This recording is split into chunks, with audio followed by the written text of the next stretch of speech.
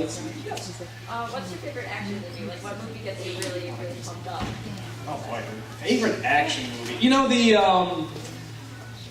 I don't know if it's my favorite. It have to be one of my favorites. Probably the Indiana Jones: The Last Crusade. Got me really pumped. I mean, that tank. The funny thing when a long time ago, when I think I was looking after some kids, I put on Last Crusade. They'd never seen it before. And they're sitting, you know, they're little kids. Yeah, I'll figure that out. They're looking for something. And by the time they get to the tank scene, they're just like...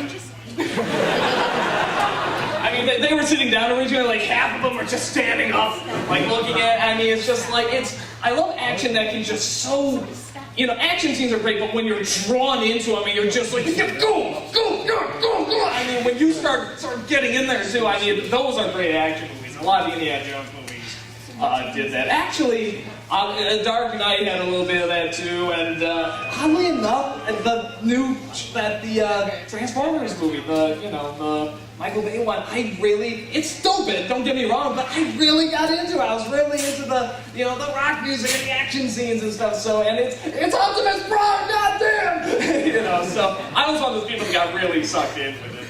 And answer to a question I know somebody's gonna ask, Transformers 2, I didn't despise it, but I didn't like it either. So, and I'm not sure why it got it's as hated as it is. I'm like, well, it's just the first one again, except not as good. But it's like, it's the worst piece of... Weird. So, but yeah, those are movies I really like in terms of action. Yeah. Have you seen the trailer for Cowboys vs. Aliens?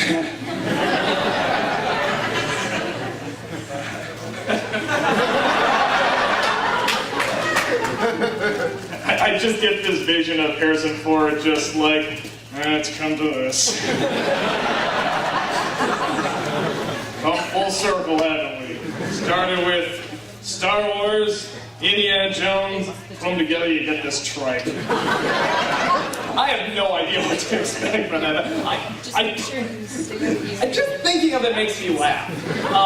And I don't know if that's intentional. When I first saw it, I'm like, this is the stupidest piece of what? But now I'm sort of like, you know what, either way, this is probably going to be funny. So now I'm looking forward to it, after I get past the initial reaction of just the title. I'm like, this could actually be pretty funny either way. It's like, there's no way people are going to be like, wow, that was a gut-wrenching drama. Cowboys and aliens, it was a metaphor. Nazi Germany. Nobody's going to say that, so I'm actually looking forward to it. Yeah. What was your opinion of the new Karate? I actually am going to do an old versus new of the Karate Kid.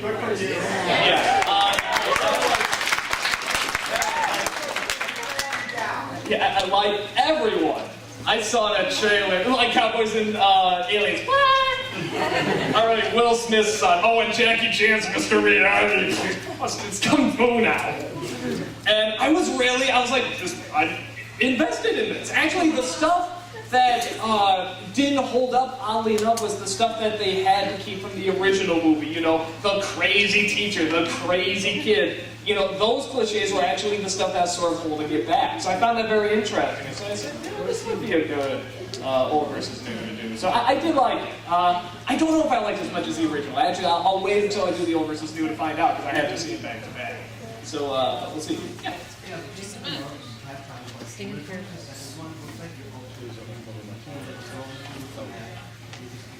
The team I always pick, it's always the two Wolverines. Because I just love Wolverine. Like, that's my character.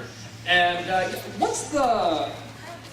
She's from she's got like the bat wing. Yes! That character. And then the new one, Marvel vs. Capcom 3, unfortunately they don't have two Wolverines. Well, they sort of do. They got Wolverine, they got X-23, and it's like pretty much the same character. So I'm like, this is awesome. And then I think I found, see, this is why I'm terrible, I don't know the character's name. So what's the cat lady? Whatever you guys said, yeah, her. Yeah, that seems to be, I was literally trying to find that part, because I'm like, okay, Wolverine X-23, I need this third one. I'm just going through the characters trying to find, I'm like, okay, it's just like the all-claw team, it's just cats and dogs pretty much. So that team, I think that's what I'm set at. I'm probably going to be doing that. Yes, Blonde, wait. Yeah, so what are usually do a con special type thing. When is that going to be taking place? Oh, you missed it! I had everybody laughing here. They're all going to be in Nostalgia Critic video. You were in a bumper video already, so it doesn't matter. So, yeah, I had everybody do it. Show my time! Okay. So you have tons of different personas on your site, like... And in real life. Just Okay, shut up, let them talk! recently the bartender at the Pixel House. So what do you plan on doing next, if anything? What, in terms of a character? Yeah. I think I got enough. I mean, it's one of those things now where it's just like, dude, it's going through the month trying to get these characters hammered out, like, which one do I want to do? It's like, man, I should just take it easy for a while. I mean, and some, like, Zod, I'm probably not going to do that much more, but it is a lot of fun to do. The Pirate's a lot of fun, and video game confession. So, I don't know, I'm not planning on doing it anymore, but they usually just sort of happen, like, when you're not planning on it. I thought Zod was just like, okay, the Christmas thing, that's it, and then, like, people really like it, so I keep bringing them back, but, yeah, who knows? We'll see. Which one of your characters would win in a fight? If Wait. there was like some battle royale to But, against who? who would win in a fight? Nostalgia Critic, Censor A-Bomb, or ask that guy any character you do for the rest. If it was like a six-way battle between all the characters, Who would win and who would defeat which character? but I can't do all of the mathematics there. No, who would win in like a 6 or 7, whatever way fight against all the characters? It wouldn't be Zod, because he had his powers taken away in Superman 2. I think clearly it would have to be Ask That Guy, because he would play dirty. He would just be like, I'm unarmed, bang! Please don't hurt me, stab! He just played totally dirty. So, yeah, I think he probably wouldn't have been. Let's see, Kingsway. Where'd you get your M. Bison costume for the cast? That was specially made, and the same person made the Zod outfit, and I didn't give her credit for the Zod outfit. I feel bad. Her name's Ann Smith, and she's actually an orthodontist assistant, but she does costume work on the side. And of course! And she loves doing it, so anytime there's like a costume that's like, I can't just get this at a store, I need a specially made, we always go to her, and she's always so excited, what's this one, what's this one? So yeah, she gets really excited. That's good work. Yes.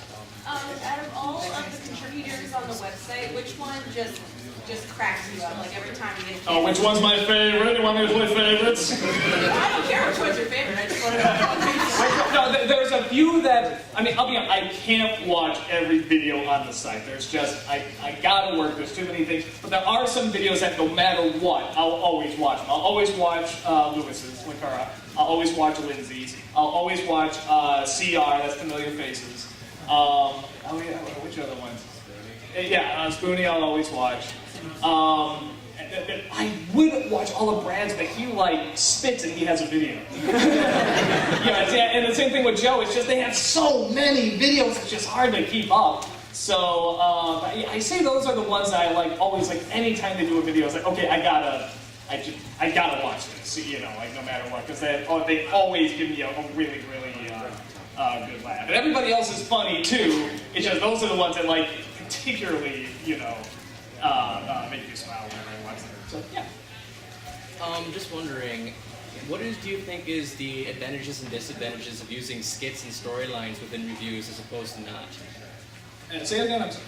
What do you think are the advantages and disadvantages of using skits and storylines in reviews as opposed to not using them? That's a really good question. Advantages, disadvantages of using sketches and sort of running jokes in reviews. The advantage is that people that watch a lot of them get into more. They sort of feel like, oh, this is like my, because I saw the one before, or I saw the one 5 episodes before. I get this joke. This is like a personal little joke for me. So it makes someone watching it feel a little bit more special and involved. The disadvantage is if someone's coming across it for the first time, they're going to go, what was that? Of course. They're not going to get that. So, okay. I'm like, we out of time? Awesome, thank you. That's basically, and some people on the site, both Lewis and Lindsay, really, they will stretch out, this big, epic story over the reviews and stuff, and that is so clever. I don't know if I could quite go that far. My to be continues are like, like a episode, or maybe 2 or 3. That's about it. But again, it makes people feel much more invested. So, and it is a give or take. So I like to start keeping in between. Like I had some running jokes, and some continuing storylines, but you can still watch the review and get the gist of what's bad about the movie or the show. So, yeah. Me? Yes. Okay, just checking. So you developed the Nostalgia Critic with your brother, right? I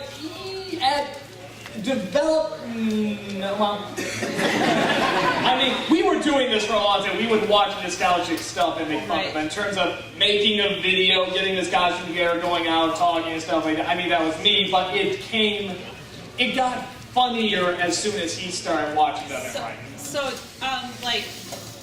then I guess that was kind of my question, like, how much does he help you, inspire you? Do you guys get along Yeah, well? I'll tell you how it works. It's, we will sit there, because we both have our advantages and disadvantages. Like, when we watch a movie, he's really good at shouting the jokes out. Like Mystery Science Theater, he'll just come up with a joke right on the spot, and a lot of them are winners, and they're really quick, and they capture the moment really well, and I'll write them down as notes. And of course, I'll throw out some too, but I mean, his are usually the funnier ones. And then it's my job to take the jokes that best work, and put it in a script format and try to, okay, is this repetitive, is this not, is this stronger, is this weaker, and write the script out pretty much. And how long do we devote to, do we devote 1 minute to this, do we devote 2 seconds, is this like a 3-minute scene, should we make a big joke out of this, or is it, yeah, and then I go and film it and so forth. So, yeah, that's pretty much how the writing process goes. So there's definitely, I think if he wrote it, he is a writer. I mean, he is someone that's like, he loves to go into great detail about stuff and use, really real big words that I can't use. But I think but as a writer, it's mostly words. Where I think, although he's very good at coming out with visuals too. So I think there is, with his stuff, a lot of times we find that it's like, it goes on just a bit too long. With my stuff, a lot of times it's too short. And he's good at coming in and saying, no, you need to expand that out. You need to make this longer. You need to, or it's the same thing, and I cut that and make that shorter. I always show it to him before I, put it out there. So yeah, we work very, very well. Let's see. Yes. Okay. I know lots about the site and you had the Tom Baker doing Dungeons and Dragons. Are you at all into Doctor Who or any of that? I'm not. The only reason I made the Tom Baker joke in Dungeons and Dragons is because Rob said people will kill you. If you don't. It's literally like just as I'm about to put it up there, he's like, make that joke, make that joke. And so I go, and this guy's Tom Baker. His healing looks like this, and I just get the clip really quick. And sure enough, people are like, I love the Doctor Who joke. I love it. The only Doctor Who episode I've ever seen, because Lewis, Blake Harrell, was going on and on, you gotta see this video, was the one with, I'm sure you all know, with the hidden angels, they cover the eyes. And I told him, I said, I don't watch Doctor Who, I don't even know what it's about. He said, it doesn't matter, you can watch this, and it's really good. And I did that's my story. So yeah, so no, I'm not really, I don't dislike it. I mean, I just have never really gotten into it. So, yeah.